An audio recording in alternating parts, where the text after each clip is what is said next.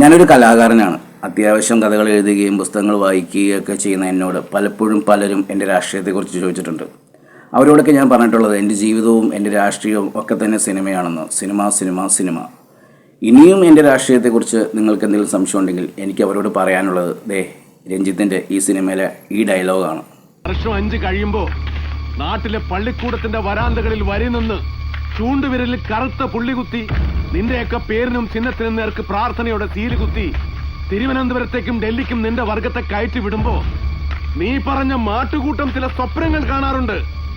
ആ സ്വപ്നത്തിനാണടാ നീയൊക്കെ currency നോട്ടിനും whisky കുപ്പിക്കും അന്തിക്കൂട്ടിന് കിട്ടുന്ന ചായം തേച്ച മാംസത്തിനും വിൽക്കുന്നു.